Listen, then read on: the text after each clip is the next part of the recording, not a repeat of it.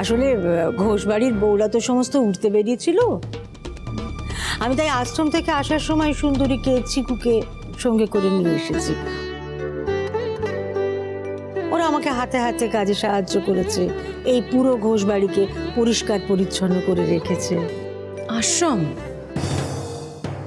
আপনি বাড়ি থেকে বেরিয়ে কোনো আশ্রমে গিয়েছিলেন মা? হ্যাঁ মেজো বৌমা, এই বাড়ি থেকে বেরিয়ে আমি আশ্রমে গিয়েছিলাম। মা, তুমি যে আশ্রমে গেছিলে এটা তো আমরা কেউ জানতামই না। আমি তো তোমাকে হন্যে হয়ে কত জায়গায় যে খুঁজেছি। তুমি কোন আশ্রমে গেছিলে মা? আমার গুরুদেবের কাছে।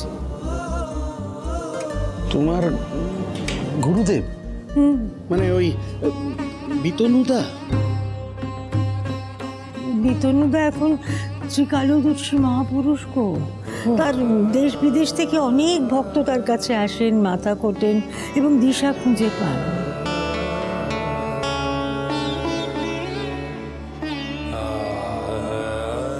এই বিতনুদাটা কে? আমার গুরুদেব। তাকে বিতনুদা বলে এখন আর কেউ চেনে না, ডাকেও না। আমি জীবনে যখন যখন দিকভ্রষ্ট হয়েছি তখন তখন তিনি আমাকে পথ দেখিয়েছেন, দিশা দেখিয়েছেন। এর ব্যাপারে মা তোমার থেকে আগে কখনো আমি শুনিনি।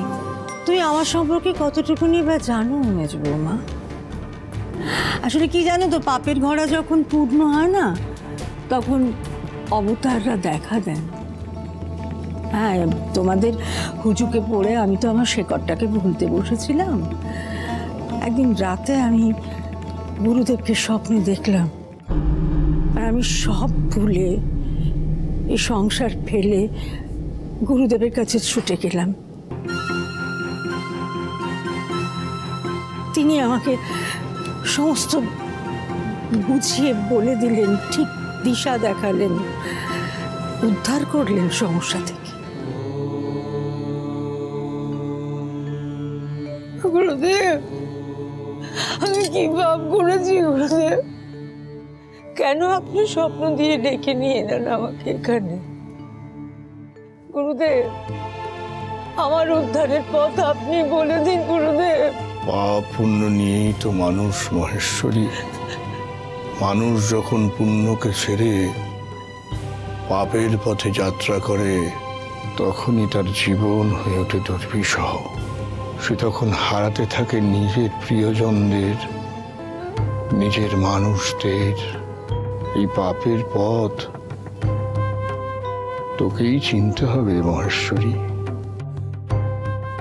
খোঁজা শুরু কর, প্রশ্ন কর নিজেকে। নিজের আত্মানুসন্ধানই হবে তোর পাপের প্রায়শ্চিত্ত মহেশ্বরী। সে থেকে আমি আশ্রমে ছিলাম আর বারবার নিজেকে প্রশ্ন করতাম যে আমি কি পাপ করেছি, আমি কি হারিয়েছি। পরে দেখলাম আমি তো সবই হারিয়ে ফেলেছি। সব হারিয়ে ফেলেছো মানে? এটা তুমি কি বলছো মা? আমরা তো সবাই আছি তোমার সাথে, তোমার পাশে। একটু আগে বলছিলিস না শঙ্কর, ভুলে যেতে? আমরা ভুলে গেছি। আমরা ঘোষ বাড়ির ঐতিহ্য ভুলে গেছি, আমাদের সংস্কার ভুলে গেছি। এই মেজ বৌমার তালে তাল মেলাতে গিয়ে আমরা অনেক বড় ভুল করেছি। তোদের বিয়ের এই 9টা বছর এ বাড়িতে একটার পর একটা অশান্তি হয়েছে। আমার বড় ছেলেটাকে আমি নিজের হাতে পুলিশে দিয়েছি। আমার মেয়েটা ভিন জাতের ছেলেকে বিয়ে করেছে। ছোট ছেলে আমাকে আর তোর বাবাকে ট্যাঙ্কে রেখে মেরে ফেলতে চেয়েছিল। বাড়ির বউকে সংসার ফেলে চাকরি করতে পাঠিয়েছিলাম তো, আর সেই চাকরি করতে গিয়ে একটার পর একটা ঘটনা রোজ ঘটেই গেছে। ও মা, মা আমি বলছি কি, তুমি আগে সব কিছু ভুলে যাও না, আর কিছু মনে রাখতে হবে না। তুমি ফিরে এসেছো, আমরা সব কিছু আবার নতুন করে শুরু করব। না রে শঙ্কর, ভুলতে আমি চাই না। যবে থেকেই ঘোষবাড়ির ঐতিহ্য আমরা ভুলতে শুরু করেছি, তবে থেকেই একটার পর একটা বিপদ আমাদের জীবনে ঘনিয়ে এসেছে। আর ভুলবো না আমি। তুই বল না, আমি একটা কথাও কি মিথ্যে বলছি বল? আর ভুল করবো না, অতীতকে আমি আর ভুলবো না। আমাকে গুরুদেব পরামর্শ দিয়েছেন, এই সংসার আমার, এই সংসারে থেকেই এই সংসারকে আমায় ধরে রাখতে হবে। গুরুদেব বলেছেন, আমি বুঝেছি গুরুদেব, অপরাধ। গুরুদেব, আমি ওই বাপের সংসারে আর ফিরে যেতে চাই না গুরুদেব। ভাবছি আপনার চরণে ঠাঁই দিন, আপনার চরণেই আমি মুক্তি চাই গুরুদেব। না না না না, এখানে তোর কোনো মুক্তি নেই মহেশ্বরী। তোর মুক্তি সংসারে। যা মহেশ্বরী, তুই সংসারে ফিরে যা। যা, সংসারে ফিরে যেতে ইচ্ছে করে না বাবা। যেতে তো তোকে হবেই মহেশ্বরী। নিজেদের অতীতকে ভুলে, শিকড়কে ভুলে তোর পরিবার আজ দিকভ্রষ্ট। সেই পরিবারের হাল ফেরাতে দিশা দেখাবে কে? তুই। সেখানেই তোর মুক্তি। আধুনিকতার নামে তোর পরিবারে যে ভ্রষ্টাচার হচ্ছে, তাকে গিয়ে আটকা। এই কর্মেই তোর সাধনা, সংসার ধর্মেই তোর মুক্তি। আমার সংসারে কি হবে এবার থেকে আমি ঠিক করব।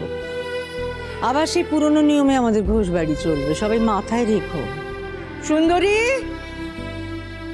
সুন্দরী, জল দে।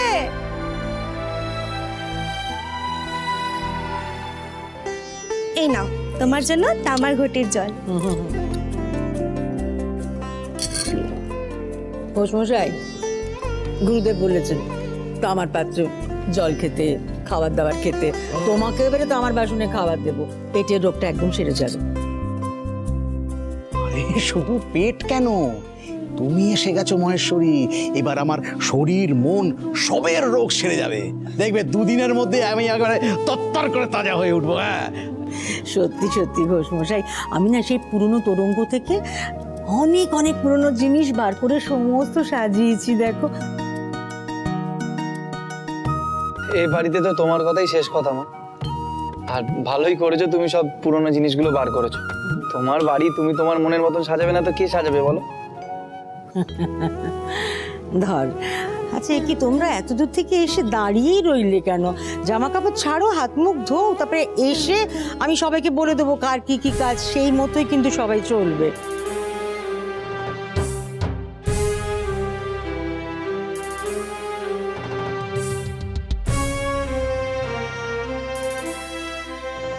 তুমি কেমন আছো? ভালো আছি দিদি ভাই। মা তো তোমাকে আর আন্টি বলে ডাকবে না, তাহলে কি আমিও তোমাকে আর মহেশমতি বলে ডাকবো না? নিশ্চয়ই বলবে, কিন্তু একটা কথা কি জানো তো, গুবলু দাদু ভাই যা যা করবে তুমিও কিন্তু তাই তাই করো না। ছেলেরা আর মেয়েরা একই রকম ভাবে চলে না।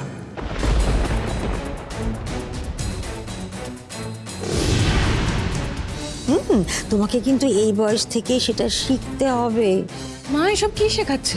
জানি, থাক আজকে মাকে কিছু বলো না। মা। হ্যাঁ বাবা। ও মা, হ্যাঁ বলছি তোমাকে একটা খুশির খবর বলাই হয়নি। খুশির খবর? কি রে, কি তোর ছেলে হবে, আমি আবার ঠাকুমা হবো? আরে না না, কি যে বলো না তুমি। আমাদের হরগৌরী একটা নতুন দোকান খুলছে, মিষ্টির দোকান। পাইস হোটেল ছাড়া আমাদের আরেকটা দোকান হবে মা। বাহ, এ তো খুব ভালো খবর রে।